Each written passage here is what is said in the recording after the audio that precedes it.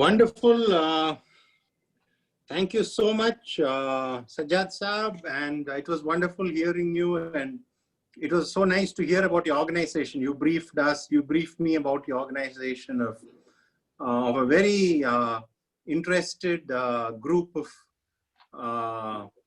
well-educated people from all walks of life, especially former bureaucrats, government servants. So I think this is wonderful to present ourselves and to present this talk. It's a much needed thing.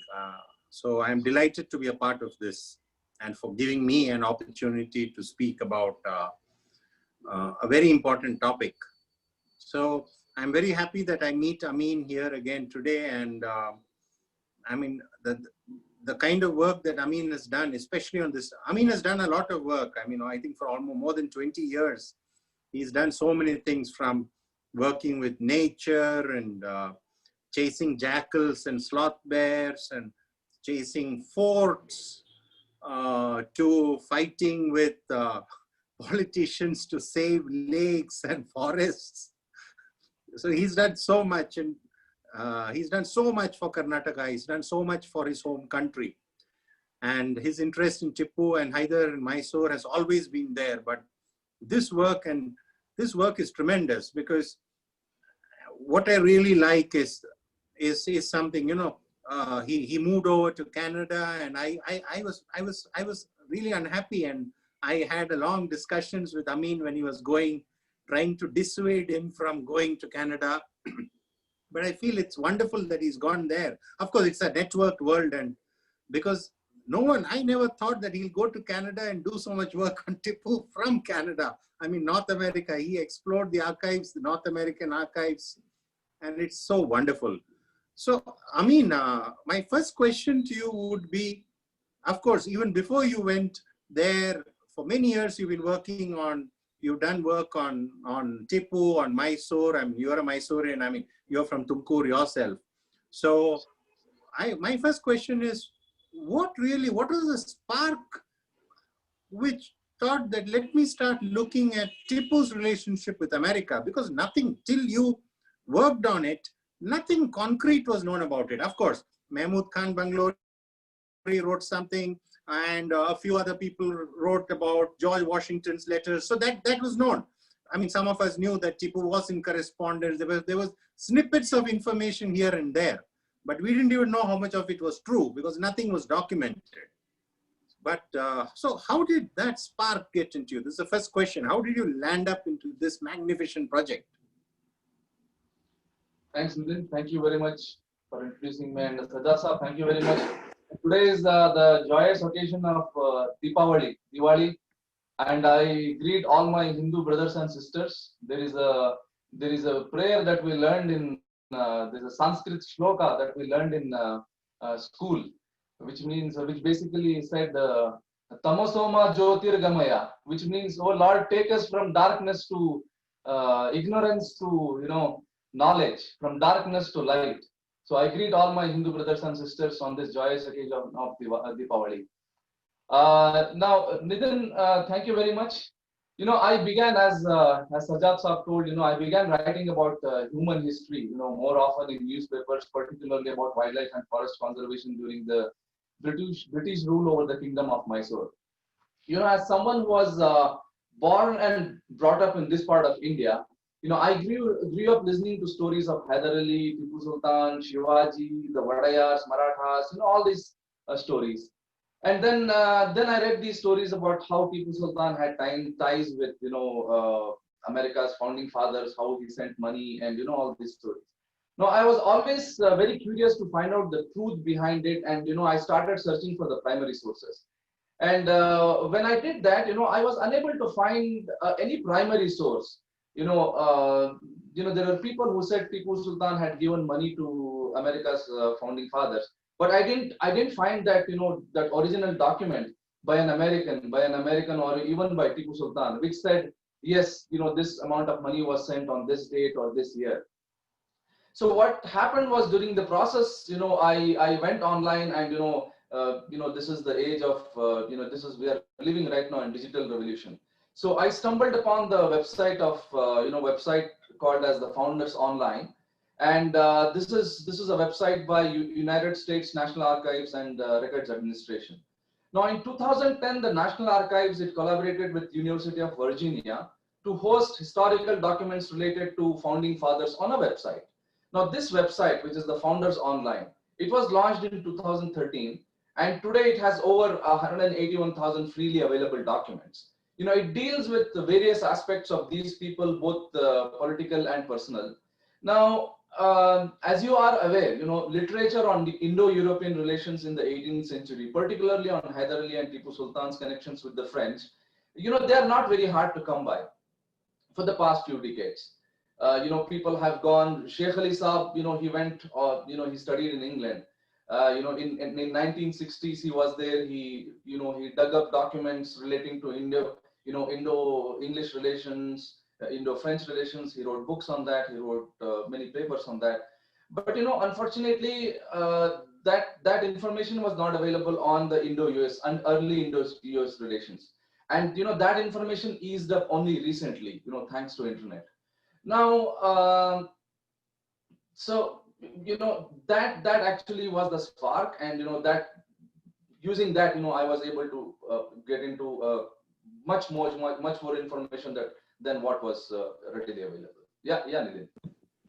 Wonderful, wonderful. So one spark has set a large fire. I mean, it's wonderful, the kind of stuff that you dug up, and why I value it so much, and why historians, this is a legacy that you left, because there is so much that was not known which you dug up before, and I'm sure there's so much left.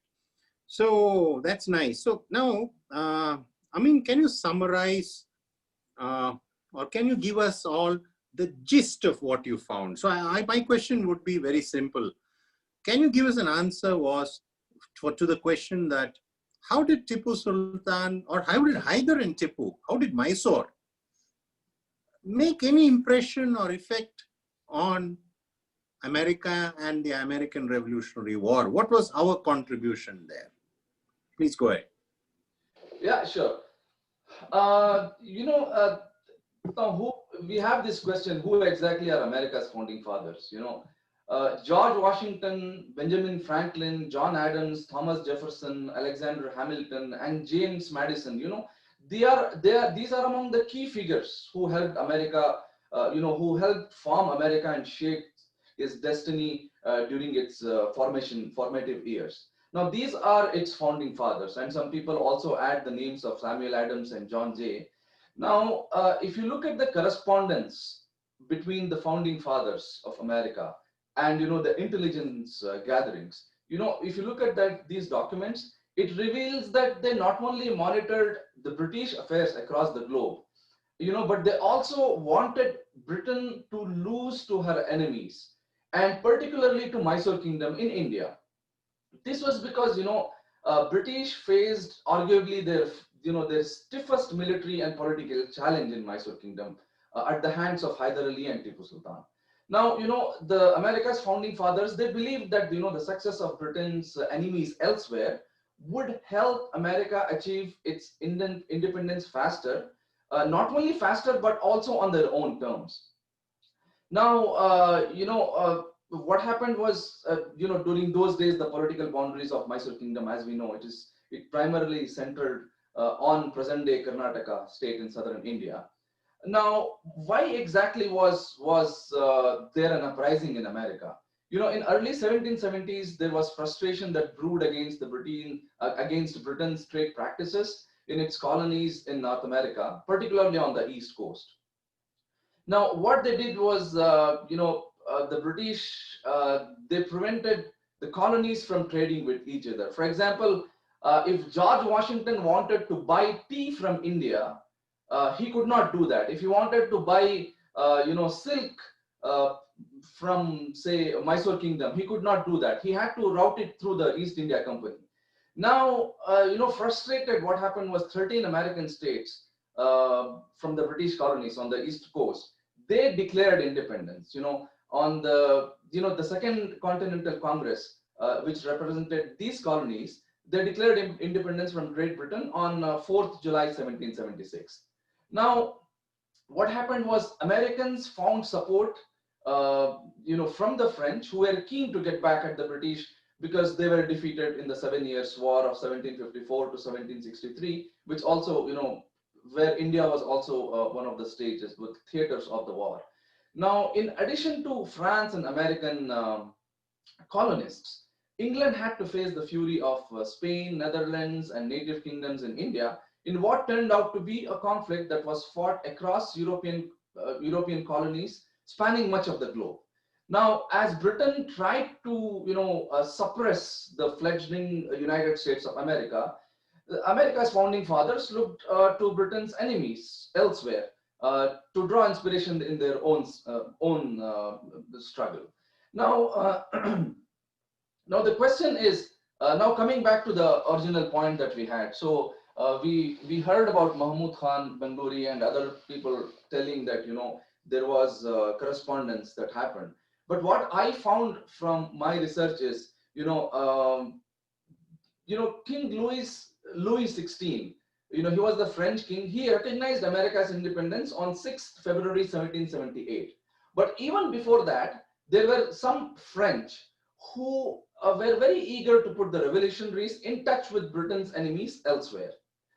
Now, the earliest formal introduction of an Indian ruler to America's founding fathers, it seems, according to me, I think it is a letter in French written to Benjamin Franklin by Comte de Tressan, who was the Lieutenant General of the armies of France. Now, he wrote many letters, and in one of his letters to Benjamin Franklin, dated 24th June 1777, written from Paris, in that letter, he called, and I quote, he called Hyder Ali, and I quote, he called him a brave Mughal prince. And he offered to put the United States Congress into, again I quote, into an intimate correspondence with a European who was working for Hyder Ali. Now, as we, Mysoreans, as we people from India, southern India particularly, we know that Hyder Ali had many Europeans working for him. Now, who was Benjamin Franklin? Benjamin Franklin was a scientist and a leading figure of America's independence movement. And between 1776 and 1778, he spent time in France looking for support for an independent America.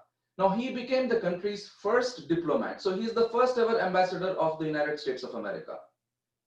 And that he became in 1779 when his credentials were recognized by the French court, and he served there until 1785. Now, it also needs to be noted that around the same time, Hyder Ali and Tipu Sultan's names had already reached America through racehorses. Now, in addition to Americans knowing of the happenings in India from the French, there were many non-French Europeans who were coming from India to America.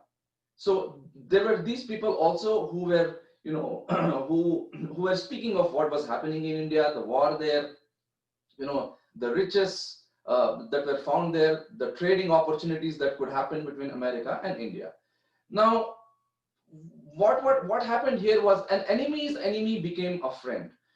American revolutionaries, they tracked Britain's fate across the globe. And there is one letter that points to this, that letter is by Jonathan Williams to John Adams, and it is dated 28th March 1779. Adams was a leading figure in America's freedom movement, and he was a lawyer who graduated from Harvard, and he was a delegate to the First and Second Continental Congress. So Continental Congress is the precursor to the Congress that we see today in America. Now, he was an American diplomat in France and Holland during the American Revolutionary War. And he was also a part of America's team that negotiated peace to end the war. And after the war, he was elected as America's first vice president under George Washington. And he succeeded him as the nation's second president in 1797. So today we speak about Kamala Harris being a person of Indian origin who is America's vice president. Now, we also need to remember the fact that, America's first vice president also tracked what was happening in India. So that I think that is a pretty interesting fact. Now around the same time, what happened was, if we look at what happened, what was happening in India at that time, Hyder Ali had he had suffered a defeat at the hands of the Maratha Peshwa Madhava Rao, his armies, and he was very angry with the British because the British were supposed to help him after the first Anglo-Mysore war. There was an agreement, and they agreed that they should help each other in case of an external attack. The British did not help him when the Marathas attacked him, and he was very upset with them, and he started off this attack against British territories in India. Now it is very interesting because what we have to do as historians, as students of history, is if you look at material that is found in US Congress, and if you look at the primary material that is found in India, there is a very good correlation. For example, Faujdar Nallappa from CB in Tumkur district, he wrote the Hyder Nama, and that apparently was published in somewhere in 1782. So in Hyder Nama, Faujdar Nallappa says that Hyder Ali, Tipu Sultan, and all the important officers had a meeting in somewhere in 1778-79, and Hyder Ali said he had a strategy. He said, and I'm quoting Faujdar Nallappa. So he said that British cannot be defeated just in India. So we have to ally with enemies of British in Europe. So Britain's enemy have they have to attack England in Europe, and here in India we have to attack the British. Now this was a precursor to his idea of a global war against against the British, and Americans fell into this scheme of things. So things shaped up so nicely that Britain were under attack all over the world in its colonies. Now, how did the revolutionaries view the developments in India? The American revolutionaries exchanged information about these developments in India, and their intelligence reports mentioned ships sailing to East Indies, which then referred to India and the surrounding islands there. Now, in his letter to the President of Continental Congress dated 10th June 1780, John Adams threw light on the conflict in India, and in this letter, he provided the Congress with information of how the British Admiral Hughes' squadron, it was moving around to the area of conflict. And here in this letter, so this gentleman, John Adams, who was America's one of most leading figures, he wrote a letter to the Congress in which he referred to Hyder Ali, and I quote, he said, the famous Hyder Ali.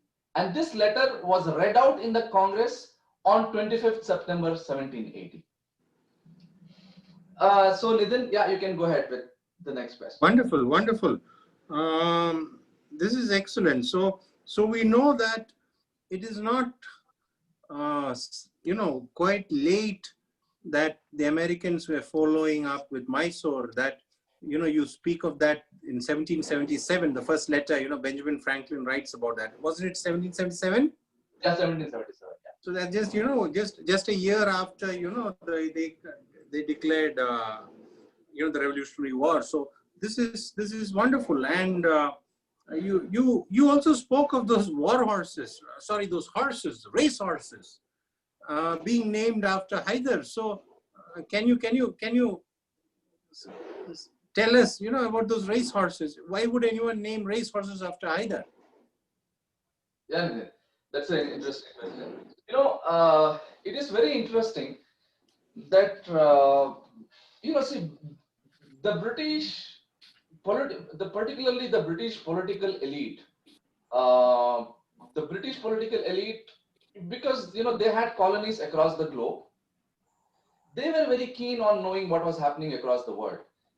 Now, if we remember, Hyder Ali took over the kingdom of Mysore somewhere around 1760. Okay, now 1760, 1761. Now even before he took over Mysore kingdom, there was already conflict happening between British forces and the Mysoreans. So, for example, there is a gentleman, Makhdum Sahib, who is related to Hyder Ali. So he actually, there was a conflict in which his army unit defeated an army unit of the British somewhere in 1760. Now, the British were keenly following this, not just in India, but even in England. So there was this gentleman called as, in England, there was this gentleman called as Peregrine Bertie. He was the third Duke of Ancaster, and he succeeded his father as the Duke of Ancaster in January 1742. Now he was very close to the British monarchy, and he had raised a regiment of foot for the King of England during the rebellion of in Scotland in 1745, and then he was subsequently promoted to the rank of a general in the army in 1755, and as a lieutenant general, in fact, in 1759. Now, this gentleman Peregrine, he was also a leading horse racer, and he started several famous racing lines. Racing lines are basically, you have one stud through which you have many you have an entire lineage of other horses which derive its origin from that particular stud. Now, what happened here was this gentleman named his horse after Hyder Ali, and this was somewhere in 1765.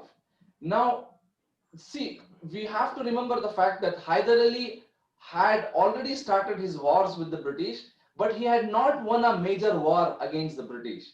His first war that he won against the British was during the First Anglo-Mysore War, which lasted from 1767 to 1769. So the British were watching Hyder Ali even before he gained his big victories. So therefore, it is not very surprising that this royal gentleman in England named his racehorse as Hyder Ali in 1765.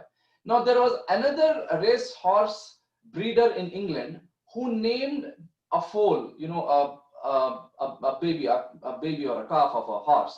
He named that foal after Tipu Sultan in 1769. And we need to remember that, Tipu Sultan in 1767, he was just about 17 years old. And as a 17-year-old teenager, he went to Fort St. George. He almost captured all the generals, all the directors of the Madras government, and they sat in a boat and ran away.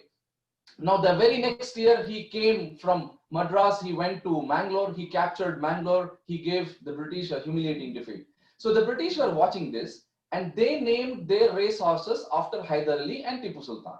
Now, because the British had very close relations with the Americans, these racehorses, once they started moving into America, even before the American Revolution or around the same time, there were racehorses named after Hyder Ali and Tipu Sultan in America. So that is like 240 years ago. Wonderful, wonderful. I mean, that's really exciting to know. You speak of the English coming to know, of the Americans coming to know of news from India.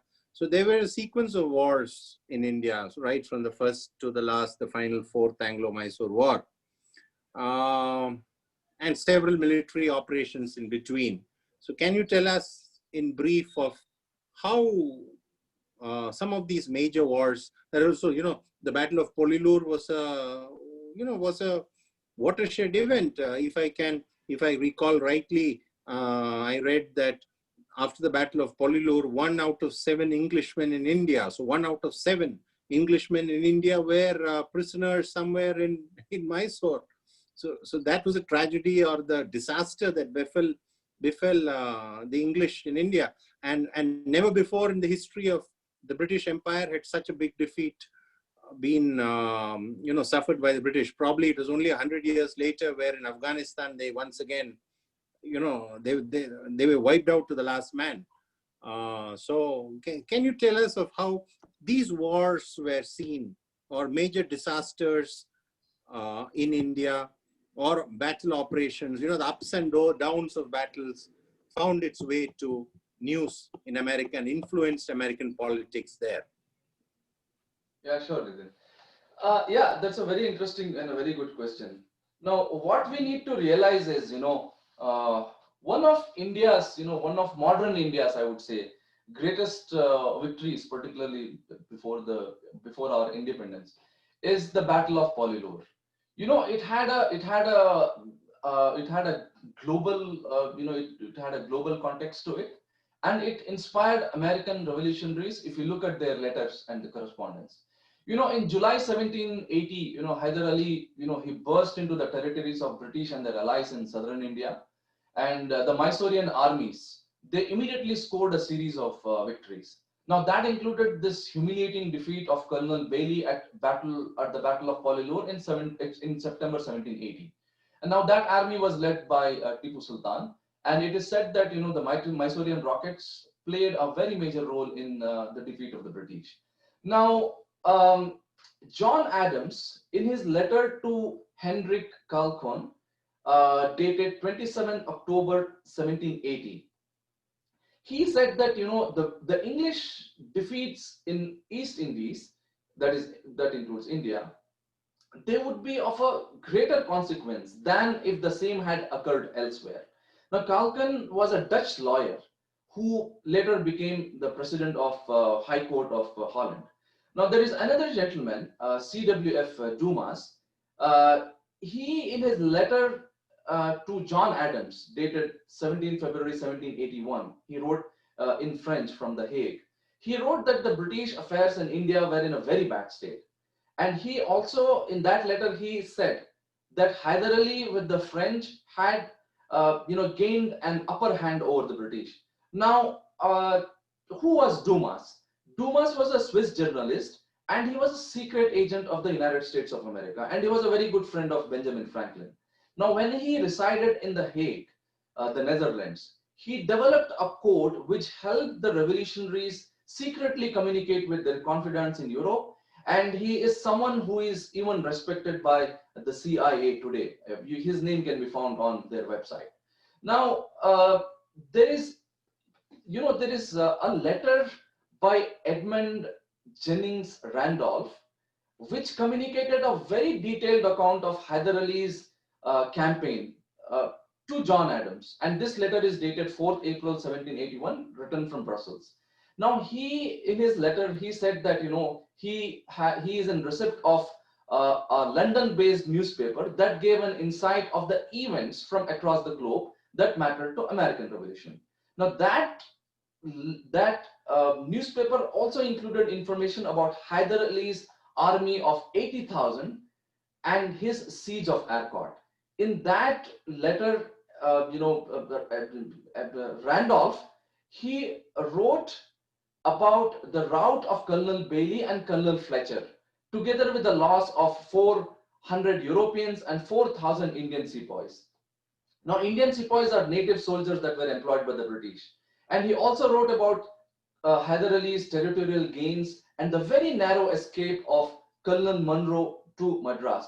Now, we need to remember that, Colonel Munro, he's a hero, Sir Hector Munro. He's a hero of the British, he's a folklore in British army circles, because he defeated the combined armies of the Mughals, of the Nawab of Bengal, Nawab of Awadh. He defeated the combined armies of all these people in the Battle of Buxar in 1760s. Now, the best of the English armies in India, the cream, the flower of English generals, English army, that was defeated by Tipu Sultan. Now, if you look at, if you go to America, if you look at, there are many websites and many Facebook pages where the Americans, they are very happy. They celebrate even their small victories over the British. They say, our forefathers, they defeated the greatest army in the world. They tell that. Now, even before the British were defeated by Americans, you had Indians here in India who defeated the greatest army, as arguably the most powerful army in the world. So that is why this incident, the Battle of Polilur, it inspired the American revolutionaries. Now, one letter I would like to quote. It's very, very interesting. You know, now, you know, in around the same time, Randolph, around the same time when Randolph wrote. So on 8th April 1781, a 13-year-old boy wrote to his mother from Leyden in America about Hyder Ali's victories, and he mentioned the death of Colonel Fletcher and the capture of Colonel Bailey. This boy, his name was John Quincy Adams, and he became the 6th president of the United States of America in 1825. And he was a diary writer, even at a very young age. And you can imagine, people who later on became the presidents of America, they were getting inspired as young children by Hyder Ali and Tipu Sultan's victories. So you can understand the global context, the relevance of this victory that Hyder Ali and Tipu Sultan had over the British here during the Battle of Polilur. And Nitin, I will just run through a few slides, maybe. Okay, wonderful. Please do. I'll just run through so that the people can watch this here.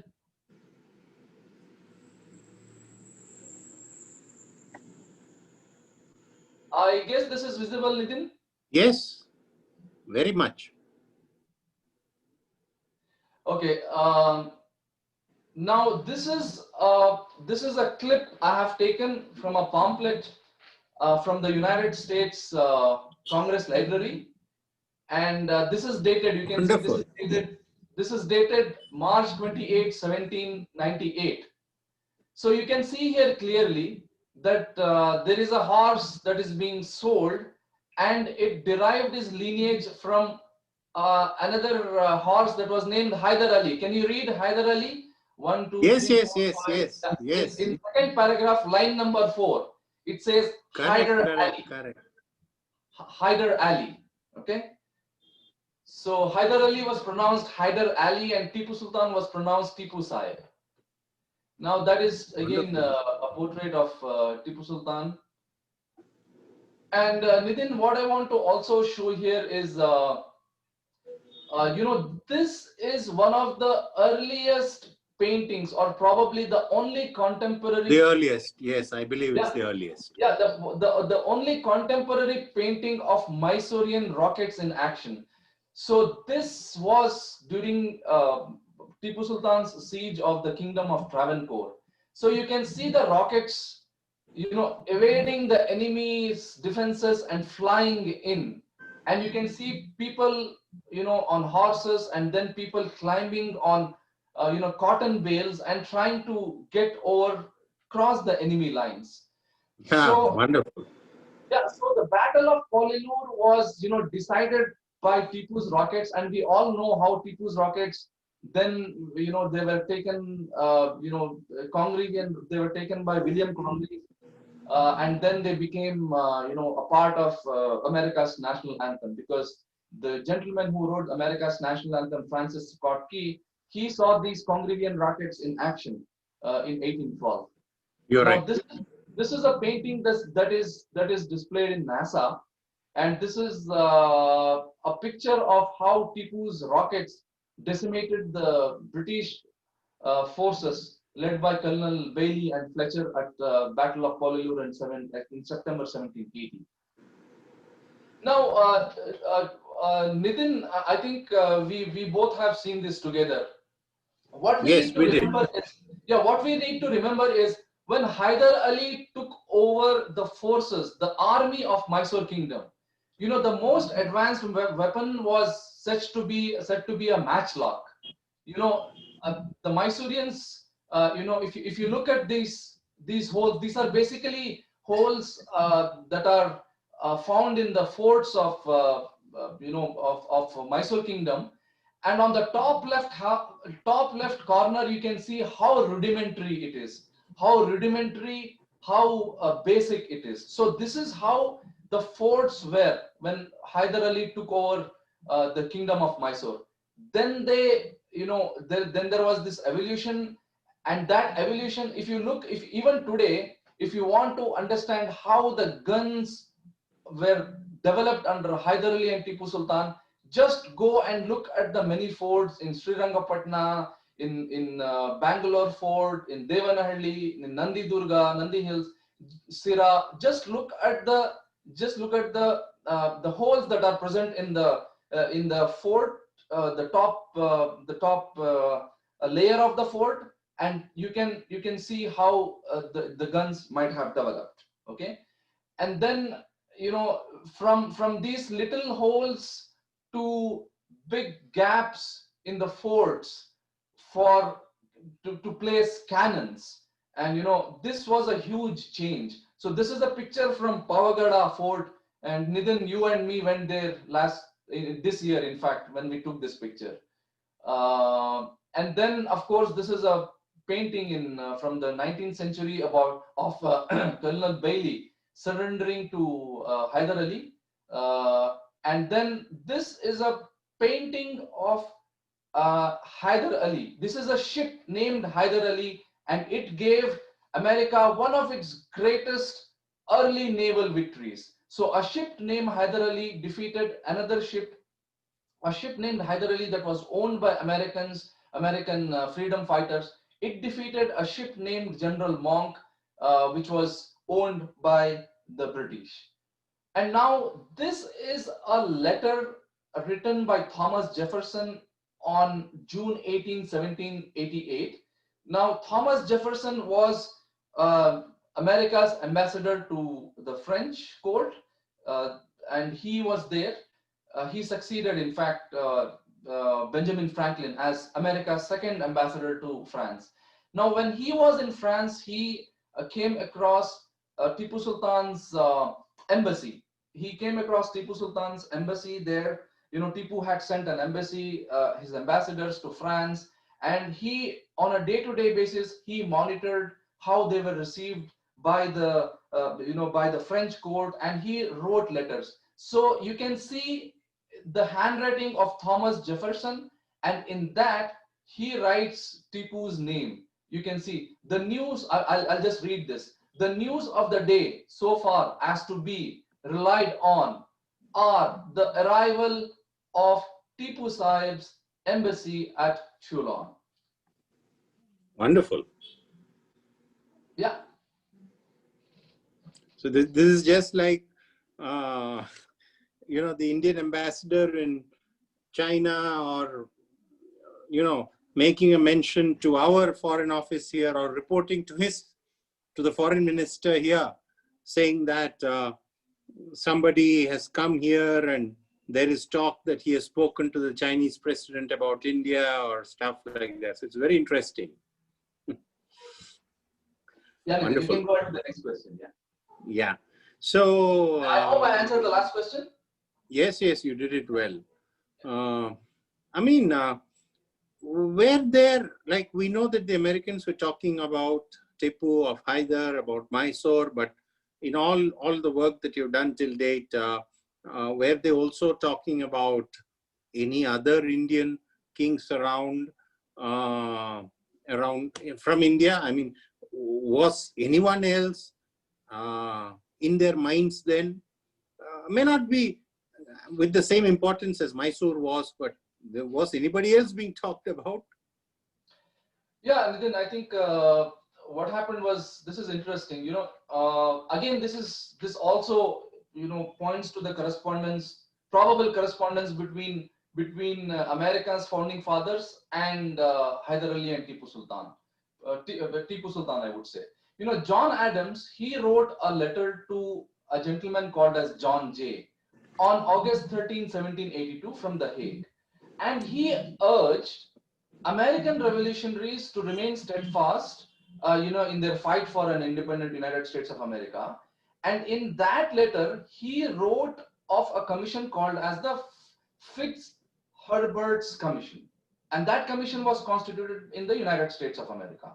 And the US Congress had authorized this commission to work with four great powers that were at war with America. Now, in that letter,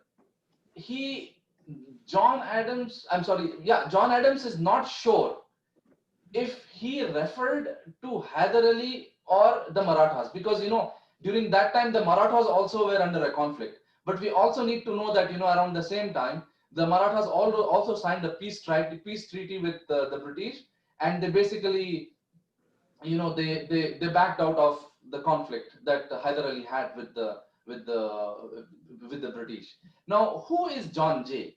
John Jay is an American statesman. He was an American statesman, and he later became America's first Chief Justice. And he also was its acting Secretary of State and Secretary of Foreign Affairs. So he was America's first foreign minister, if we can say that, and also the Secretary of State. Wonderful. Ameen, how do you look at if Tipu and Hyder had been around? So this is again a question out of the blue. If Tipu and Hyder had won or had managed to stay around, if Tipu, of course, if Tipu had continued, how would you view American relations with Mysore? Would you view America regarding India or Mysore as one of its greatest allies, or a big ally? I mean, an ally may not be as big as France was, but on par with other neutral or pro-American powers? Yeah, that's a brilliant question, Nidhin. I think from what I have seen is, it is very interesting that the Americans had a very keen interest in Indian subcontinent, in India. The reason for that was they wanted to trade with India. And their primary reason of conflict with the British, it was one of the primary reasons of conflict. Because what was happening is, as we all remember, in school we read, in high school we read the Boston Tea Party. The Boston Tea Party was basically, it was tea that was brought from India. So the British brought tea from India and they sold it to Americans at a very high price. So the Americans did not like this. And, all these founding fathers of America, George Washington, these were all, apart from being statesmen and great military leaders, they were also entrepreneurs. They were businessmen. They wanted to do business. And so that was one of America's founding fathers' primary reason for ties with, for relations with India, and also to see what was happening. Now, what happened was, even after America won independence, Americans established ties with the British in India. They established their first trade center in India. The first trade consulate in India was established in Calcutta in 1786. Okay. And they wanted to do relations. And even after this peace that happened between British and Americans kept a very keen eye on what was happening between the British and Tipu. So George Washington, when he was the first president of the United States of America, so the first president of United States of America wrote about Tipu in his correspondences. So he was keenly following how Bangalore was being captured, how Tipu Sultan was, during his first attempt, how Cornwallis was defeated by Tipu and he had to run away from Srirangapatna during his first attempt. And the interest was also because of the fact that Cornwallis was defeated by George Washington after Cornwallis got defeated by Washington at the Battle of Yorktown in October 1781. He went back to England. From there, he went to India, and then there he was fighting a war. So with this backdrop, I would like to answer your question. If Tipu was still around even after 1799, I think India would have had good relations with. I would say it would have had good trade relations with the British, with the Americans, because the Americans needed goods from India. They wanted it to sell to their people. They wanted to make money. And Tipu, we all know, and you have done a great amount of research on this, Nidhin. Tipu was an amazing negotiator, business negotiator. So even when Tipu's embassy went to France, it went to Turkey. So he sent all these gifts.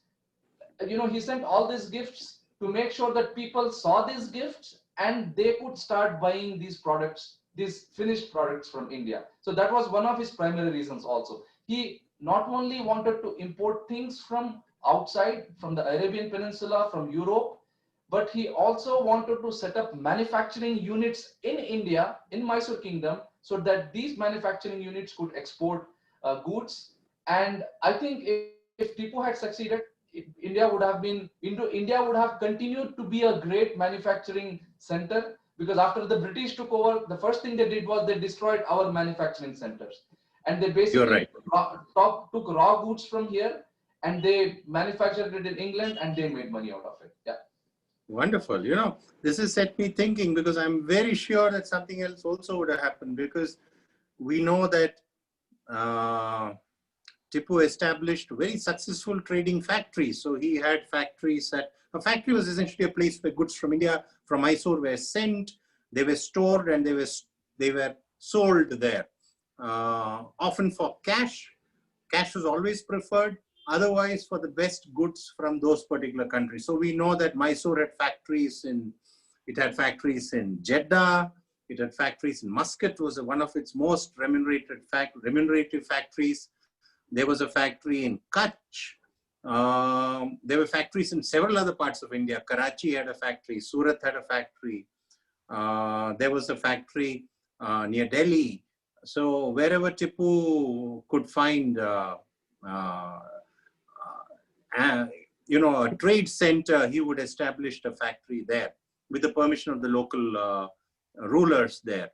So except in British ruled areas, from where he prohibited any trade of goods from England to India, or to Mysore. And he also did not want any of Mysorean raw material or more Mysorean goods to be taken away to England, because that would drain wealth. So I had written something about that a few years back. So I'm very sure that there would have been a factory, I don't know, maybe in Boston or Philadelphia, someplace like that. Absolutely. So I think, yeah, go ahead. Yeah, if I can add something here. Please, please. I think, see, the tug of war between Hyder Ali, Tipu Sultan and the British was primarily a conflict for economy. Absolutely. You're aware of that. You're Absolutely. aware of that. And, every time the British got defeated at the hands of Hyder Ali and Tipu Sultan, the British that was basically the East India Company. It was a private company that was basically controlling the whole of the nation. Many different kingdoms. Now, every time British got defeated, their stocks went down. East India Company suffered.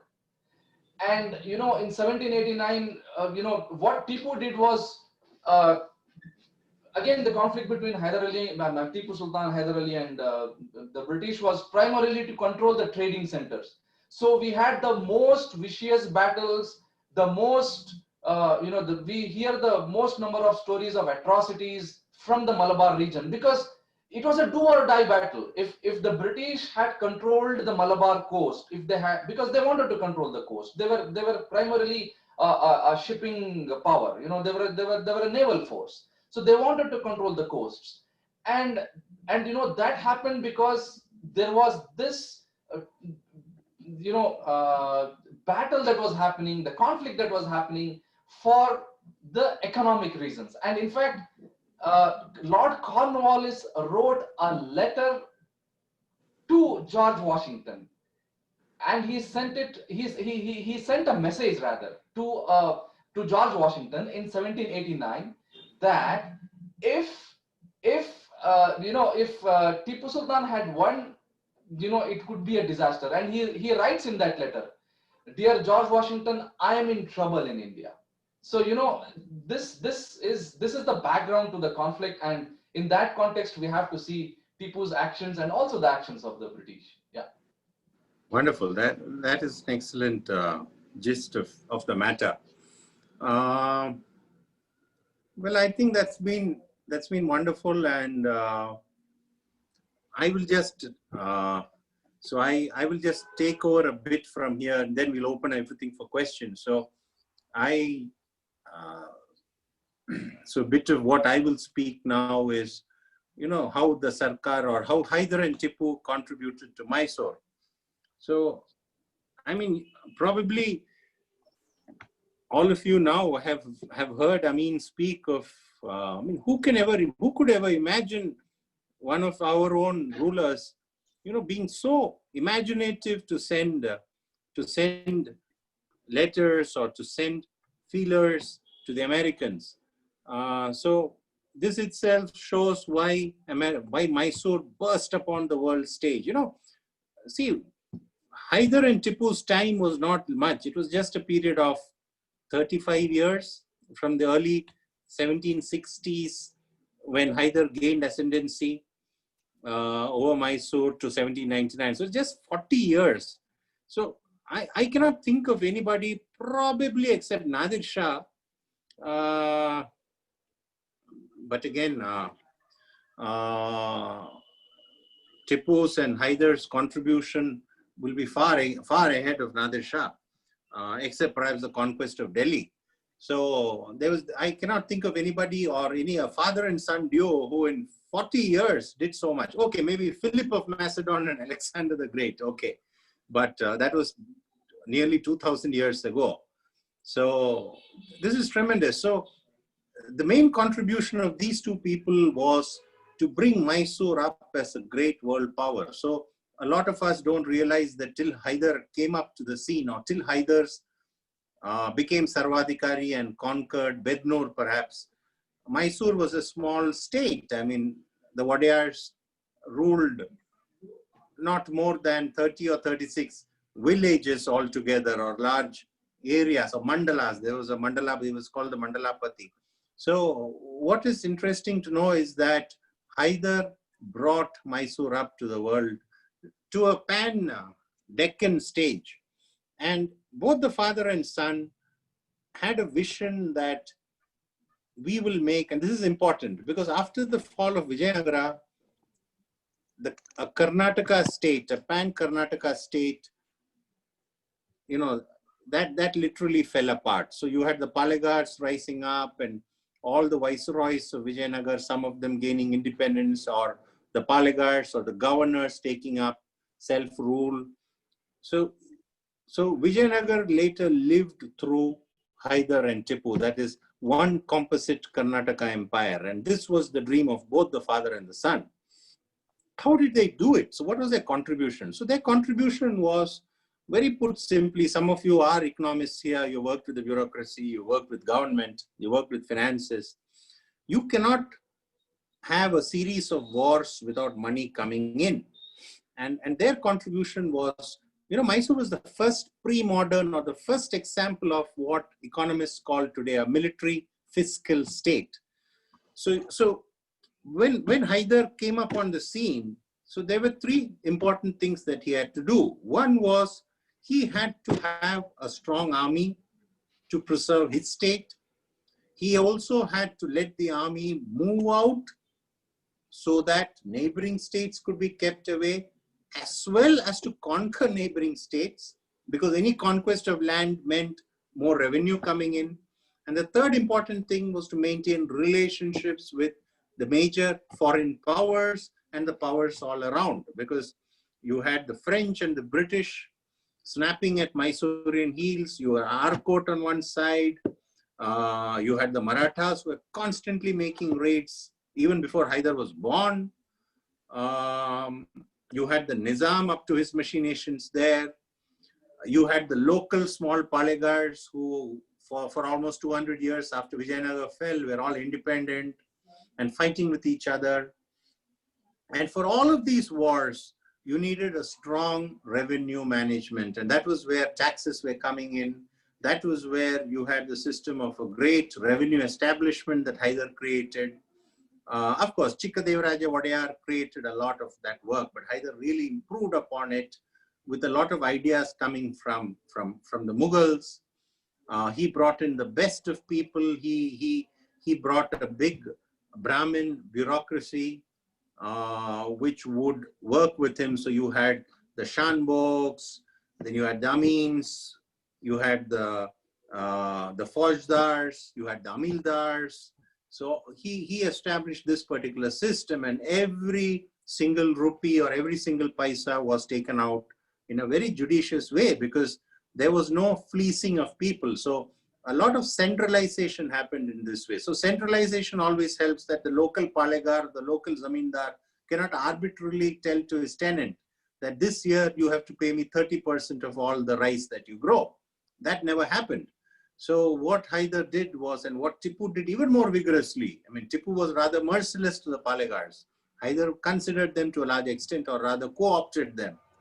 But what they essentially did was a centralized tax collection. They generated large amount of revenues.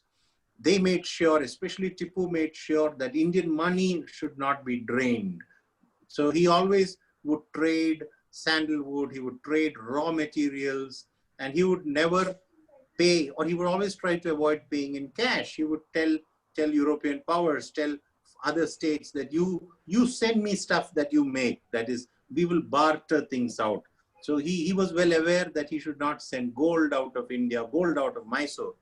So a cashless economy, you know, we speak today of, especially after demonetization, everyone spoke of a cashless economy. So Tipu was very unique in that also. And again, once again, agriculture, irrigation. You know, when Buchanan traveled, so after Tipu fell, Wellesley, Richard Wellesley, the Governor General, sent Buchanan, Francis Buchanan, to go all across Hyder's, Tipu's territories across Malabar, in Mysore proper, and parts of the Carnatic, and to search and see how industry was, how irrigation and agriculture. Essentially, it was that the British wanted to farm things. The British wanted to make money. They wanted to check out what is the revenue that can come out of it. And Buchanan found that there is hardly a lake or a pond which we can make because everything is so methodically done. And the farmers were happy, and there was trade. We know about the rockets, the Mysorean rockets. So the Mysorean rockets would not just have come out of the blue. So a lot of development, a lot of, I mean, you cannot just make a rocket out of thin air. You had to have a strong metallurgical tradition, which was already there. Even Hyder inherited that tradition. But what they did was they honed those skills of the workmen. They brought, whenever there is, you know, there is a good, a Frenchman, a Britisher wrote, in fact, it was a British merchant. A British merchant wrote a very unique thing of Hyder, that he said that if ever a man with a hat, so a man with a hat was essentially a European, with Europeans who wore hats.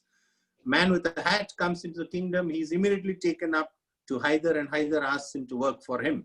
So much like today, what America does, you know, America absorbs the best brains of the world even today, from all over the world, wherever. So if you have a good student, even who works in Iran or Syria, which America doesn't have relations for, but the best of American universities would love to have them come over.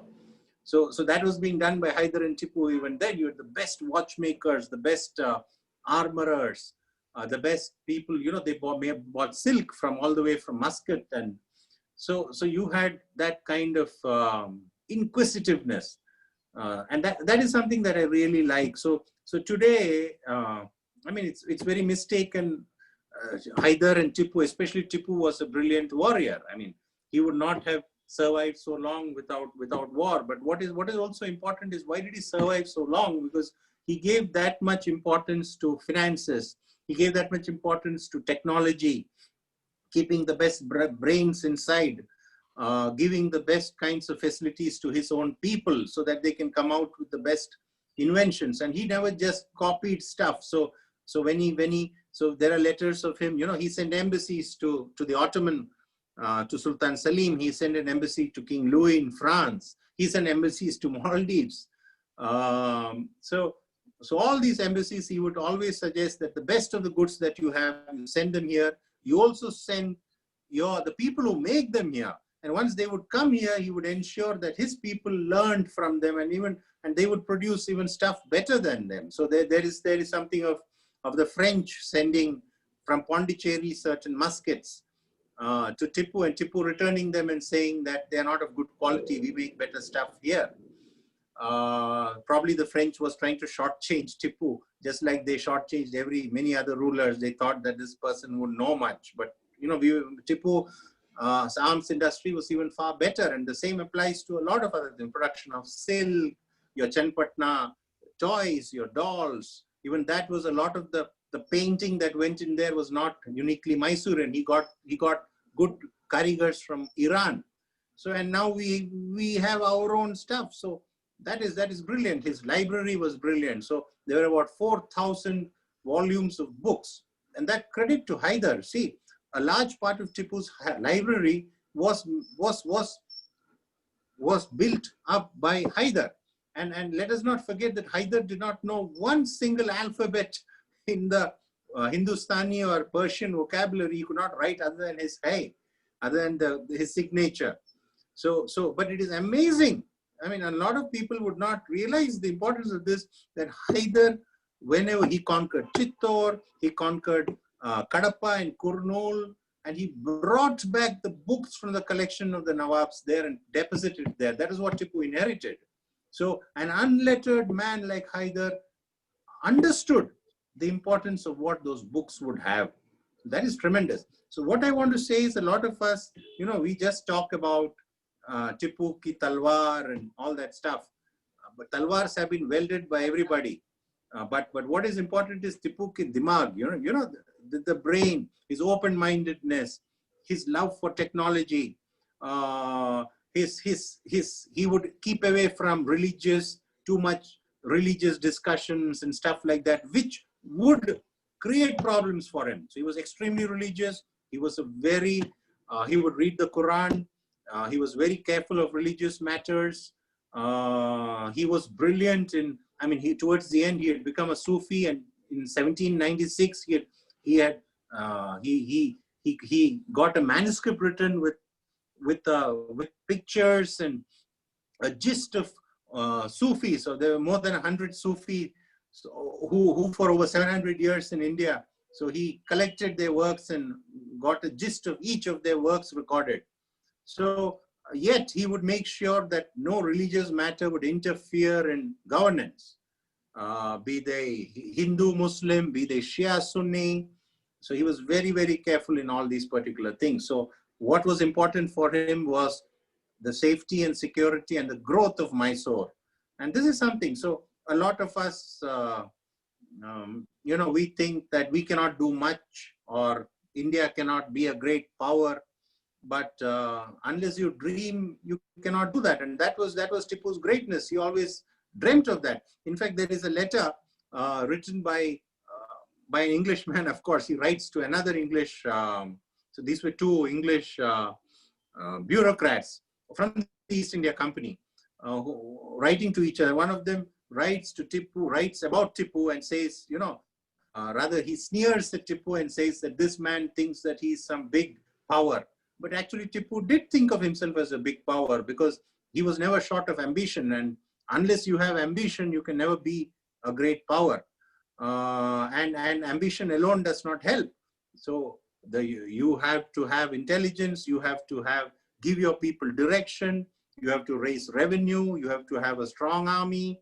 So all of these things were done by Tipu as well as by Hyder. And collecting of taxes, when you went to Malabar, it was not just when he went to Malabar, it was not just to collect taxes from there. He was also curious and see what were the people in Malabar doing, what were their issues, what were their problems, what were the different, there were depressed classes in Malabar. So a large section of the population in Malabar, because of their caste, was being discriminated against. And Tipu was very careful. He said, stop this. Yeah, they are equal. And, we have stuff wherein women used to were forced to go bare-bodied, the upper body. And Tipu ensured that it be covered. He did not interfere in any other part of the religion, but he said that there are some things that are human and some things that are inhuman. So these are things, whether loans to farmers. He encouraged a large part of, you go to Mandya district, you go to the Mysore areas, a lot of forests were cleared and plantations made, rice was grown extensively. In fact, the dam, our KRS itself, the foundation for that was essentially planned by Tipu. So a lot of this, this is where these people are great, and the military fiscal state was built. At the same time, care was taken of social issues and religious issues to not spill over. There should be peace in the state. So it was a very tough time, but they did a wonderful job, and this is their contribution. And each part of their contribution is still felt all through India. So you have amildars here, you have shanboks, you have village accountants. A lot of this came from that time. You have silk, you have sandalwood. All of that came from here. Even now, sandalwood is a protected commodity. So why did Tipu protect that? So that happened from Tipu's time. Why did Tipu protect that? Because he knew that this should be owned by the state. So this is a rare commodity. You cannot let it go to people who will just sell it and pocket the money for themselves. So this is a rare commodity which belongs to the people of Mysore, the people of Karnataka. And any revenue from that should go to the state coffers. So these are all some important points. Yes, Ameen. Yeah, Nidhin, I think you brilliantly summarized what these two people stood for, and I think what you said is absolutely, it makes sense. Tipu was not about sword. It is not the sword of Tipu Sultan. I think it should be the brain of Tipu Sultan that needs to be highlighted. And I just wanted to add a couple of things there. Please. Particularly, you said about this religious matter. So I think we discussed this the other day also. So there was this gentleman Arshad Beg in Cochin, I guess. So he was, he fell in love with a woman and he wanted to leave the worldly things and he wanted to go to pilgrimage to Mecca. So he wanted to go on a Hajj pilgrimage. And then Tipu Sultan told him, no, you don't have any business to go to Hajj. Your business is to, look after the affairs of the kingdom of Sultanate-e-Khudadaad. And then he also wrote a letter to his Arshad Beg's colleagues that if this fellow acts smart, make sure that you keep him under control. So that is one thing I wanted to highlight. And you spoke about the manufacturing units, and it is very interesting that there is an eyewitness account from the Third Anglo-Mysore War. After Bangalore was captured, when they entered the fort, they found that they had a lot of manufacturing industries in it. There were cannons that were being manufactured, using water bore, using water.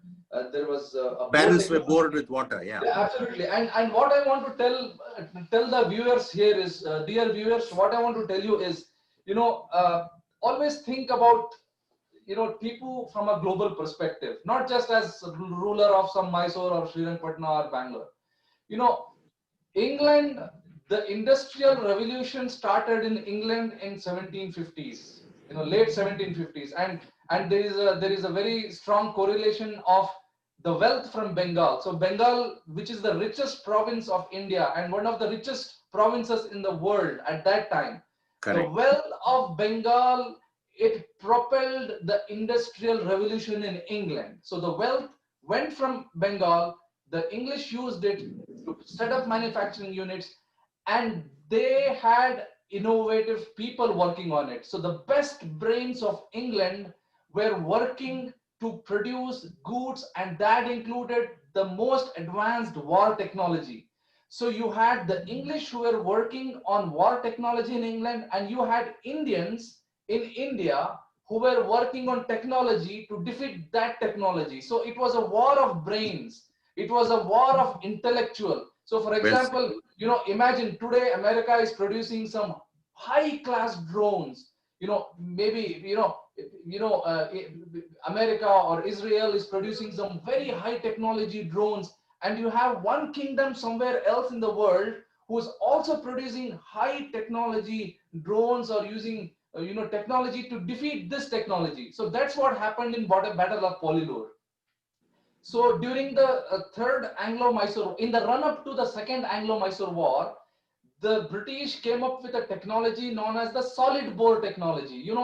They started a new technology. It was an innovation by scientists, by technologists, and they started a new technology to develop cannons, and that was known as the solid bore technology. That was the most advanced technology to produce cannons, and those cannons were ordered by the East India Company, and they came to India.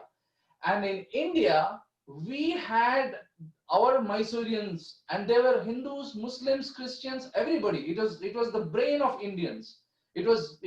So we have to see Tipu and his people beyond the scope of beyond the colors of religion. So we had Indians here who were using developing technology, who had advanced knowledge of metallurgy, chemical science, chemistry, analytical chemistry, and they were using that to develop rockets which defeated the best technology of England.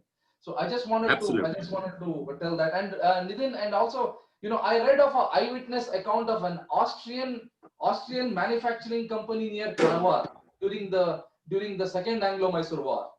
Okay. And Karwar, the Tipu's Khilidar of Karwar was Lakshman Nayak then. And then there was this manufacturing unit. And you also spoke about sandalwood, how Tipu Sultan was the first ruler to nationalize sandalwood. Correct. And he stopped their export. And people who came to Karnataka then, Mysore Kingdom, they came for sandalwood.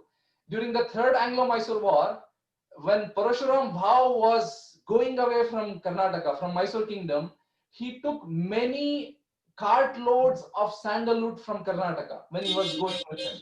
So that was one of the few things that went with him. So yeah, so I would correct you there. He didn't take; he stole them. He stole them from here. Yeah. So yeah, so that was how prosperous Karnataka was. People were coming here. And in fact, what happened also was, I have also read material from primary sources that, after the end of the fourth Anglo-Mysore War, when Mysore had hardly any revenue because there was so much of devastation that happened. There was a famine, in fact. There was a famine that happened after the war. In northern Karnataka, many people died, just like there was a famine in 1792 after Parashuram, after the Maratha invasions. Many people died in Karnataka. So the sandalwood that Tipu Sultan had stored, that was sold, and that became a major source of revenue for Mysore Kingdom initially. Yeah, you're right. Next. Wonderful. I think we can throw up the. Yes, we can throw it up for questions. Thank you very much, sir. You're welcome. Ameen, there was one question which I just glanced. A number of them. I think Siraj asked if you have written a book on this yet. I know that you've written a number of articles and they've been published in a lot of papers, the Quint, and several of them. Scroll published one. So are you thinking of a book I'm thinking of in the future or what is happening to it? Yeah, probably, collect all this material and publish it in the form of a book. But again, today is the age of digital era. We are living in digital era. People would read an article and a WhatsApp article more than they would read a book. So absolutely, I agree. My interest is basically to disseminate information through the digital technology in the form of blog and articles and webinars like this. And yeah, probably somewhere down the line, a book. And your blog, what name does it go to? Just for everybody who are here. Yeah, historyofmysore.blogspot.com. So that is okay. Wonderful. I think yes, we'd love to have questions, sir. Suggest some questions. Mr. Ameen will do well to bring out a collection of his, articles on, various aspects of, and I think Nidhin should also, Nidhin and Vikar Ahmed Said, I think this trio can make wonders about the history of Sultanate-e-Khudadaad, special emphasis, and Mr. Our good old friend Mr. Tahsin Ahmed is there. He has done a lot of research on Tipu's innovative gardening. He was incidentally Mr. Tahsin Ahmed was additional director of Lal Bagh in the last leg of his service. So he has. That is wonderful. Sajjad Yeah. Sahab, I'll just interrupt you here. Yeah. Whom did you say? Tahsin Ahmed Saab was in charge of Lal Bagh? Yes. Tahsin Ahmed Saab, I'll just, sorry for interrupting, otherwise I'll just forget it. So I have been working with Adnan Rashid, who is a friend from England, on a manuscript called the Risala-e-Padka. So essentially, of course, Padka is a medal, but this particular Risala is essentially Persian for a list. Any list is called a Risala. So this particular list or manuscript was penned at the orders of Tipu and was taken from his library and is now in Calcutta, of course, at the Asiatic Society. So we have finished work on it. And this Risala has a list of mohar. So इसमें मोहरे हैं और इसमें घोड़ों के ऊपर जो दाग डालते हैं, जो निशान, वो हैं. Plus there are medals. So Tipu was the first Indian ruler, or probably the first Asian ruler to give medals to his people. So usme I came across a very interesting mohar of his bagh. So of the department, so his जो उनके जो बाग हैं, तो उनके लिए वो department के लिए वो कचेरी, so it was a कचेरी बागान, so उनके लिए उन्होंने सील भी बनवाया था. तो I have seen that seal. So it's a very interesting thing. तो अभी मुझे याद आया क्योंकि आपको भी horticulture में interest है. Please go ahead, Sajjad sir. I'm sorry I interrupted you. No. To add to viewers here, Tahsin Saab is also here. Tahsin sir is here. I think there is quite a bit of work that needs to happen, particularly with Tipu Sultan's outlook towards horticulture. I was reading one book. The name of the book is Memoirs of India, and it was written by Robert G. Wallace. So he basically writes about the second Anglo-Mysore War, basically. So he writes about the different things that happened, and he has written a little bit about it. But I think one of the best sources apart from Buchanan himself is Edward Moore. Edward Moore, he basically was a soldier of the Bombay army. So he came from the north with the Parashuram Bhav, and wherever the Maratha armies went, so he basically went to Parashuram Bhav, and he wrote about the good things that he saw and also the destruction that happened. So I recollect one particular thing that he saw near Shivamogga. So he says, near Shivamogga, there was a stretch of about 6 kilometers where there was a avenue plantation of mango trees, and he says that road was full of monkeys. So those trees were full of monkeys who were feasting on the mangoes that were growing on the trees. So there is a lot of such information, and I think we can go. And then of course, then there is a gentleman called as Benjamin Haynes, who was part of Colonel Mackenzie's survey of the Mysore Kingdom. So he wrote a document on the Lal Bagh. He wrote a document on Lal Bagh, and his document is there. And Nidigal, he went to Tumkur. He did a survey, and those maps are now available. That information is now available on the internet. So there is a host of information, and some young people, they can come up, they can do some work on this, and again, there is a lot of information that can be shared. In fact, Mr. Ameen Ahmed, this Buchanan's work, he was commissioned to survey and write a book about the Mysore kingdom like that. He is very critical about Tipu Sultan.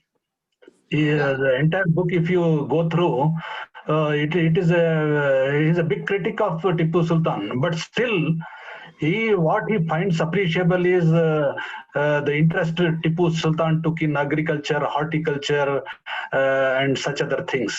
So that's really a credit because it is coming from a critic. Credit is coming from a critic. Correct, correct. Yes, sir. And I just saw a message from Mr. Sorab who asked if Hyder and Tipu drained any wealth from India. Certainly not. They only added wealth to Mysore. They never drained. Yeah, in fact, Sorab will be amazed or surprised and happy to know that the balance of payments from the English administered territories, which are very near Madras, Tellicherry, these were all English administered territories all around Mysore. The balance of payments was reversed. So money was being drained from England towards Mysore and towards this side, because Tipu would never, or Tipu as much as possible, avoided cash being sent from Mysore, not only to English administered territories, to anywhere else. He only preferred, something very interesting comes up. He's so curious, the British would make fun of Tipu and they called him a merchant. Just like, they would also Napoleon would make fun of the British 15 years later, and they would call England is but a nation of merchants. Yeah. And that is when, because Tipu was so curious, in one of his ships, he was trading ships to Turkey. So he sent his own ships. He had a wonderful navy. There were about 80 ships in his navy. So he advised the people on the ship to load it with coal, because, you need ballast to float. So you load your ship with some weight. So that gives buoyancy to the ship. And he says when it reaches Muscat, you take out that coal and sell it there and get some money. So, he was even the ballast in his ship, he wanted to be sold and monetized. So, I mean, it's amazing. So no money was drained out. I mean, Mysore made money from England. That was England's grouse. And every year upon year, the Governor General in Madras would receive letters from English tradesmen saying that they are not being allowed to send their finished goods to Mysore.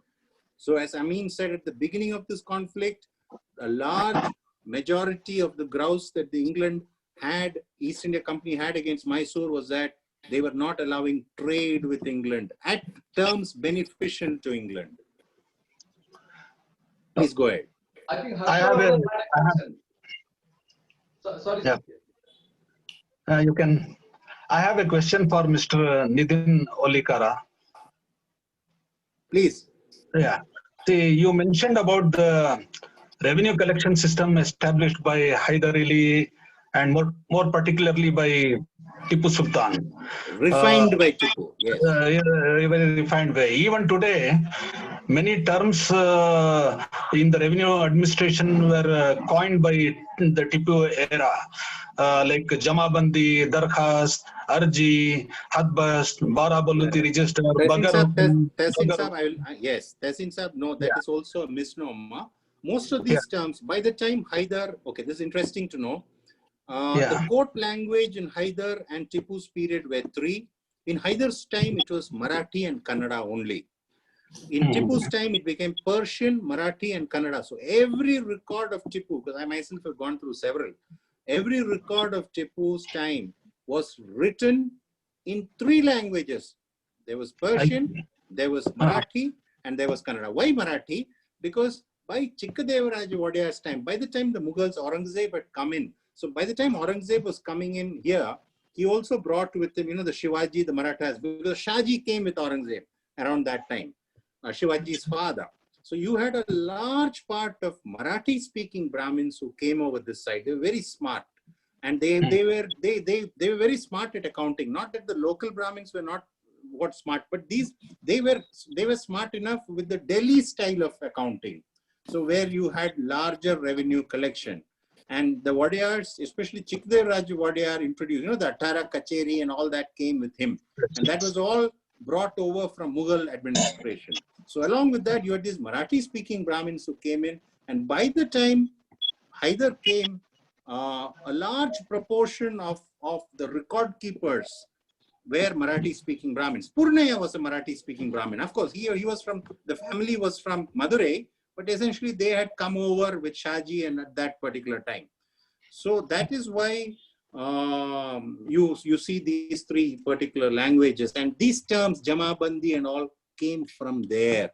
Because I was recently listening to Eaton's work on the Persianate age. He was speaking at a webinar like this, and he suggested that in Shaji's time, 6 out of 10 Marathi words, 6 out of 10 Marathi words were essentially Persian words. So a large proportion of, you see a lot of these people saying that Tipu has brought in diluted Kannada by bringing these judicial terms. They were not brought by Tipu or Hyder. They were all essentially brought by the Marathi speakers, because they were adopting the Delhi and the Persian court system. So this is something. This Jamabandi, Darkhwast, Talukdar, Tahsildar, none of these were brought by Tipu. They were all already existent there by the Marathi Pandits who brought them over from the Mughal courts. Yes, certain words would have been used, like Sarkhel. Tipu towards the 1780s changed nomenclatures. He called the rockets were called Banas, he called them Shuhabs. So he introduced Persian terms. So these were exclusively given by him. So these were certain terms like Sarkhel and Shuhabs and Saryasakchis. So few of these words were introduced by them, but largely they have all died out. So the Persian words that you see today in Kannada, in legal parlance, were all brought by the Marathas here even before Tipu and Hyder's time. Oh, yes. I see. Very interesting. Yeah, what about the Muzrai manual? Because even today, the manual used for governing the religious institutions in Karnataka, it has the basis laid by Tipu Sultan, I believe. Hyder, yeah, correct. Hyder and Tipu. But I have seen even during the Wadiyar times, this is an interesting question, there is talk of, Tipu taking away gold from temples and keeping them all at Srirangapatna, only releasing them at the time of important festivals. This is true. But I recently saw a book wherein there was a letter from the Wadiyar kings, even before Hyder, doing the same to the Melkote temple, saying that you bring all the gold of Melkote by which the deity is adorned should be brought to Srirangapatna, and only under record and a summary, an inventory of it should be taken, and only when you need it during some religious festival will it be taken back there and brought back. So even the Mujrai department was around there, but these people refined it, wherein Hyder especially ensured that a specific count was kept of each and every ornament in every particular temple, and any collections from that went to that temple, went to the state and stuff like that. And when Tipu came, how the Mujrai system was affected was that he saw that a lot of temples and dargahs also, because his letters also were sent to dargahs, important dargahs as well. So when he saw that a particular religious establishment, most of them were temples, because at that time there were few dargahs within Mysore. The Bijapur and all these places had, but they are not part of Mysore. So I'm speaking of Mysore proper. A lot of temples owned lands, huge amounts of lands. And this is, Hyder largely allowed them to keep the lands. But Tipu essentially said, you have tenant farmers working on these lands. You need to give that land back to the tenant farmers. Only keep as much land. And this is important because Tipu writes, that only keep as much land as is needed for the expenses of your temple, as well as for the agraharas and the Brahmin priests who live there and who work there and who only are spent in, in religious observances. Any extra wealth which is not needed for the upkeep of your temple should be given back, not to Tipu Sultan, to his private coffers, but to the farmers and the people who are there. This is the same thing that Devraj Aras did 150 years later. Land reforms. He's a precursor That's of land reform. Land to the Muzrai department was there earlier, but they refined it a lot more. And they kept registers. So every time, but this was normal. So when Tipu came, he asked whether it was a dargah or whether it was a temple, to send the old sanad, to make sure that the land that they are holding on was allotted by somebody else. They should not have encroached upon land. And so when he saw the earlier sanad, he would issue a new sanad to the temple that you can keep this much land, or this much land is not needed, you keep only this much. So he refined that. He made it a lot more professional. Thank you so much. Thank you. I think I just want to add a quick fact there, just observation. I think Tipu's, Tipu's policy of getting temple jewels to be kept in, particularly jewels from Melikote to be kept in Srirangapatna, possibly also stemmed from the fact that, the Marathas were actually the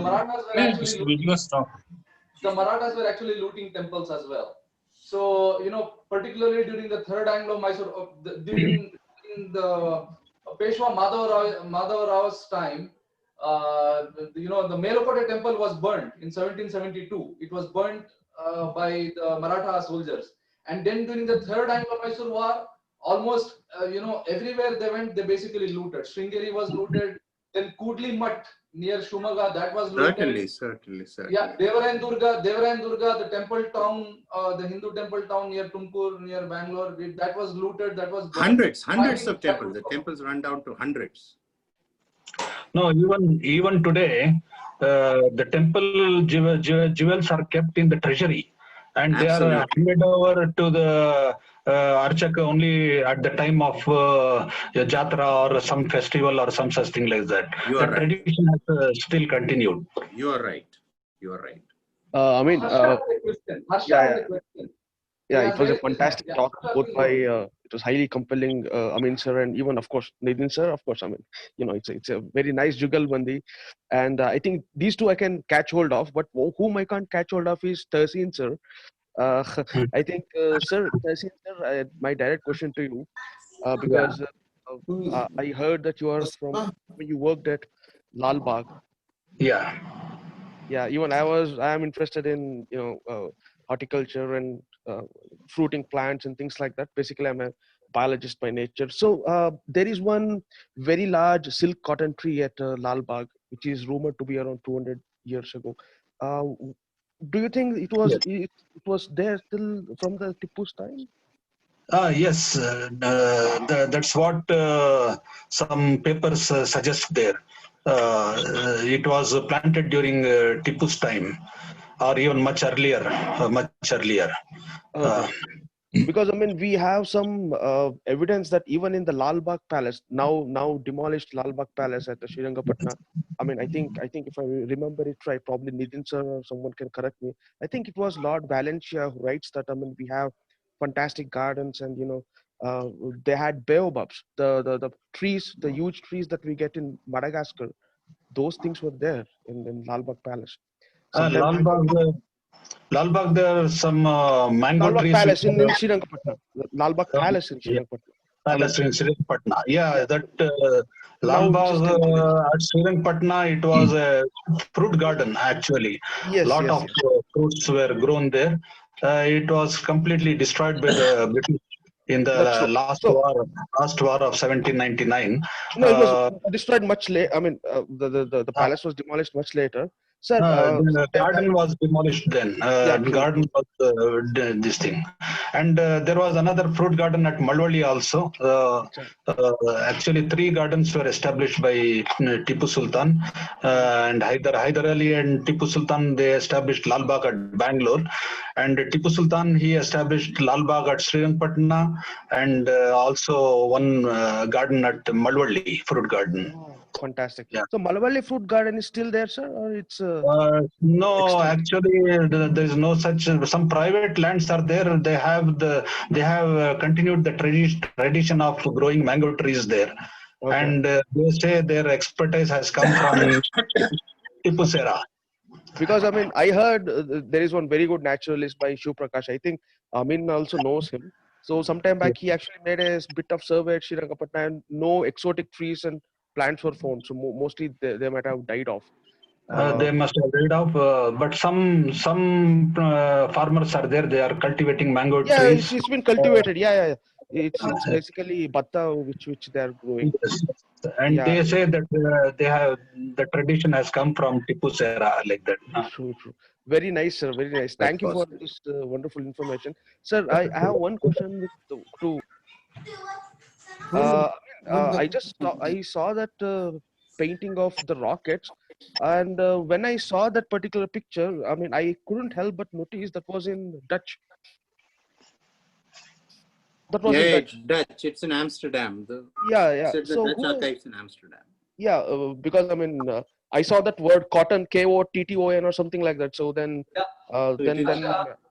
That is a that, painting that is a painting that has been taken from a document written mhm. by the Dutch governor of Ceylon. So the Dutch Okay, governor fantastic. of Ceylon, he wrote letters to his government back in Europe, Mhm. and he was corresponding about the beginning of the Third Anglo-Mysore War. Acha. If you remember, the war actually began because the Raja of Travancore, Yes, yes. wanted to buy 2 islands from the Dutch, and Tipu was not happy Two with that. forts. Two The 2 forts. forts. Ayakota and correct. Yeah, yeah. So then this gentleman, that painting correspondence, that painting originates from that correspondence, and it's somebody has uploaded that on Wiki. So many questions keep developing, but last question with Nidhin sir, probably he might answer. Sir, I mean, I heard about the rocket fuel, which was like a potassium nitrate, I think, which was used. So, I mean, I don't know whether they used ammonium nitrate or whatever, but where was this manufactured in Srirangapatna? I mean, any idea? We have no idea. It's not. It is very common. Saltpeter. India Okay. has the largest quantity of saltpeter. I mean, it would interest you to know that India's largest export to England, well up to the middle part of the 19th century, was saltpeter, which is essentially the product to use gunpowder. So England, the oil, just like for the military, for anything, you have today oil, and the dependence on the Middle East for oil. England depended on its wars and on gunpowder from India, because saltpeter, that is essentially potassium nitrate and plus sulfur. So this would Yeah. come out of India. And saltpeter, so that's what they say. So it was there all over India, and Mysore also had saltpeter, and it was mined in different parts of Mysore. And it's very interesting to know. See, Tipu was so intelligent that, I mean, it's like, till about 10-12 years ago, before people like Ameen and Justice Shetty all brought their act together and stopped illegal mining in Ballari.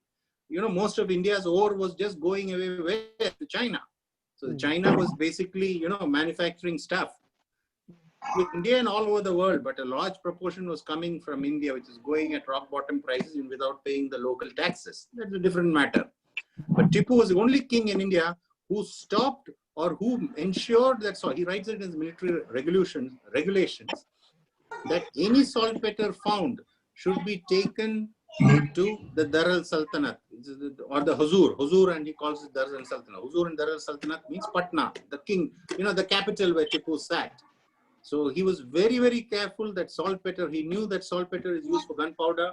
He knew that this should not be taken out. So it was mined in several places in Mysore also. Also, I mean, there was one presentation by William Dalrymple where he actually showed one. It was a picture from British Raj where actually they used to use saltpeter as a coolant. I mean, for the Madeira and the wine which they brought from. So they used to use saltpeter as a coolant, and they used to drink that because, I mean, they didn't have any ice or any material like that. And it was a fantastic talk, by both the masters. So I take my bow. Thank you. People alive or around, there are not more than 10 or 12 or even less who can read, translate, 18th and 17th century court Persian. So Adnan Rashid is helping me, and we have known each other for many years now. Is helping me work on the Risala, and we have finished work on that, but the cleaning up is going on. So Adnan's contribution to Mysore and Mysorean studies is tremendous, and Adnan has over the years given us a spate of brilliant lectures in England, in Pakistan, in Africa, on Tipu and on Mysore. So welcome, Adnan, please. we're glad to have you here. Come on Thank the you very screen, much. Mr. Adnan. We request Please you come on the screen. We want to see you. because Adnan, can you put the video on? There I am. Nice. I hope everyone can see me. Thank you very much for that generous introduction. It wasn't necessary, but I would like to congratulate you all for this very important and vibrant seminar. It is absolutely imperative that we have more of these sessions and discuss this important part of our history. One of the things I wanted to very quickly highlight, um, it is clear that there is a lot of interest in Tipu Sultan and his father Hyder Ali and Mysore under them.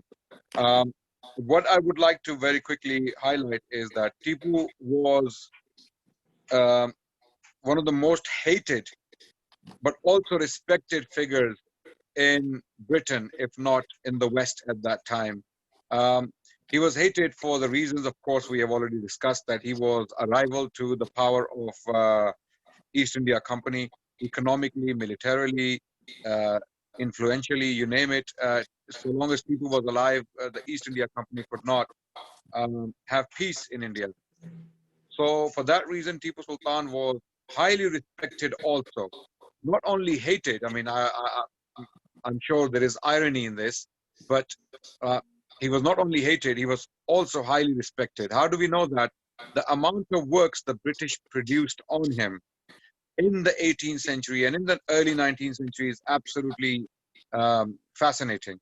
The numbers of works, the books written on Tipu Sultan and his father Hyder Ali in French, in German, and also in English in the late 18th century as well as the early 19th century is absolutely huge. Okay, and you can easily look into all these works published while they were alive. You know, the works by, for example, Jerome and Moore and Captain. There are others like I forgot the name. Alexander Beatson, who wrote The War with Tipu Sultan, and then Buchanan's Survey later on in 1807. It was published in 3 volumes, and then other memoirs of other soldiers and individuals who had served in the British Army at that time. So he was highly respected for his opposition, his intelligence, his progressive thinking, for that matter. So for that reason, I think he is very much treated unfairly when it comes to study. There is hardly any study after Kate Brittlebank's and some other recent studies of Tipu Sultan. There's hardly anything we can really rely on. So I strongly recommend that an institution is made whereby Tipu Sultan's legacy, his history, and even Mysore, the history of Mysore in general, can be studied, especially under Tipu Sultan and his father, so that this can be known to a wider audience. You would be surprised to know this, that Tipu Sultan is only known to Indians, people from the Indian subcontinent, and scholars. He is not very well known, unfortunately, to Western audiences. He is hardly known, and most people who do know him are interested in Indian history.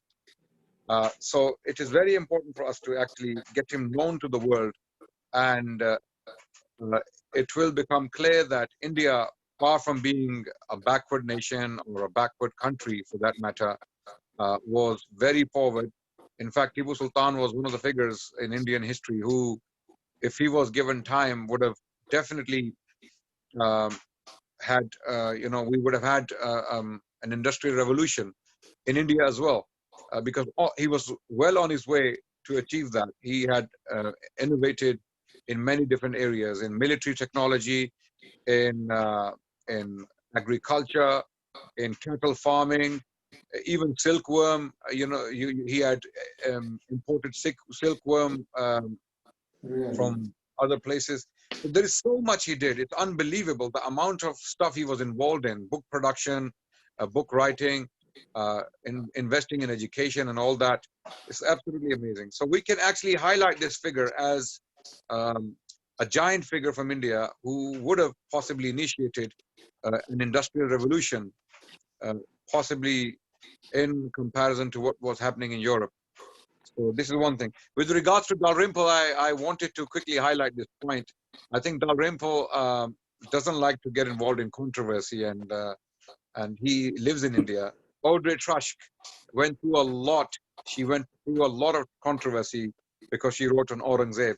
So perhaps Dalrymple might not be writing anytime on Tipu very soon. Certainly, he may avoid stepping into those waters. They may burn him at the moment. Yes, absolutely, absolutely. Yes. Thank you so much, Adnan. Thank you so much. Yeah. I just wanted to add one little thing to what Adnan said. In fact, Harihar is known for the paper factory. In fact, Edward Moore writes about paper being manufactured in Harihar in 1792. So 1791, yeah. Yes, certainly. I live in London. I'm studying in London. I am currently pursuing higher studies. I am aiming to go into Tipu studies. Definitely, I'm looking into a few projects whereby myself and Nidhin, we met in London and we went to the British Library together. We looked at some of Tipu manuscripts. We looked at the Khwabnama, the famous dream book of Tipu Sultan, together. We looked at some of the Zawabit, some of the instructions on state administration. We also looked at his personal copy of the Quran, which was absolutely fascinating. It was a fascinating experience. So we are both working on a number of things with regards to Tipu Sultan, and I plan to, in the future, hopefully, do my PhD in the same, hopefully, and we're still looking into the avenues we want to look into. And Nidhin is my mentor.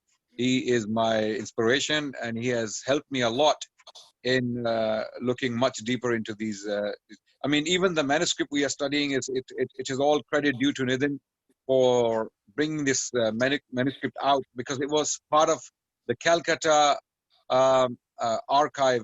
Asiatic Society. Asiatic Society. Society, and it's a fascinating piece of work. And when it is ready for publishing, you will see it. We are working on it. And I'm pretty sure it will highlight a lot of other avenues one can study, or one can look into. So I am based in London. I originally come from what you call Pakistan today. And I've had interest in Mughal history and Persian for a while. And I have partly helped Nidhin looking into that manuscript we are working on. Thank you so much to all the speakers for your wonderful talk. In fact, it is so interesting that even if we continue for 1 or 2 hours, it may not end up, but still time is a constraint.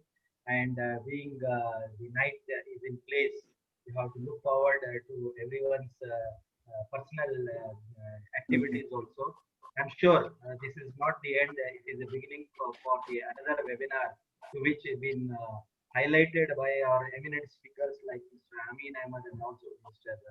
NIDHIN Olekara. Wonderful, you people have highlighted it. I'm sure it was worth enough for people who have joined. The viewers have already given the attendees their own the feedback. They have been enlightened with the knowledge to which they weren't able to get in any of the books. We have been both as an encyclopedia, has really shared the wonderful information. I'm sure this will have a very great impact, and this video, which will be shared on YouTube, will definitely have a bigger impact and will reach out to many more people. In this regard, on behalf of humble intellectuals, I take this opportunity to thank both the speakers, Mr. Ameen Ahmed as well as for Mr. NIDHIN Olekara, for your wonderful talk, presentation, and your enlightening about the Tipu's life.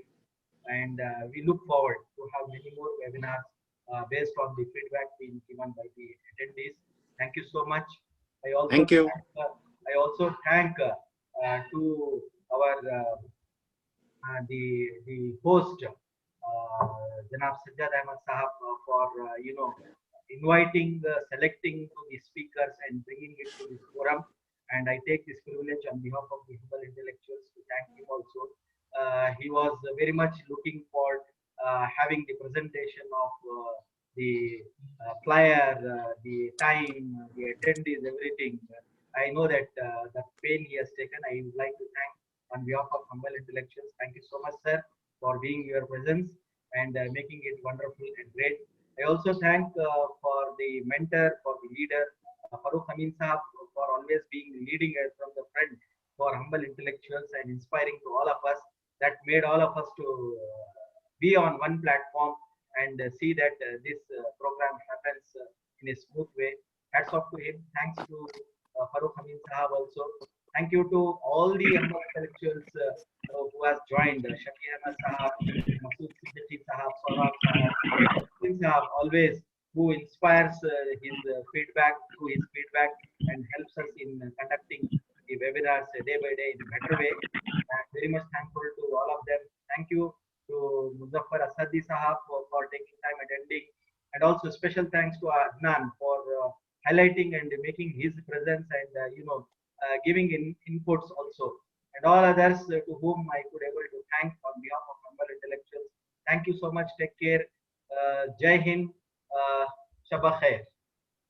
Thank you. Khuda Hafiz to you. Thank you. Thank you very much. Assalamu alaikum to everyone. Happy Diwali. Thank you. Bye-bye. Thank Thank you so much. Khuda Hafiz.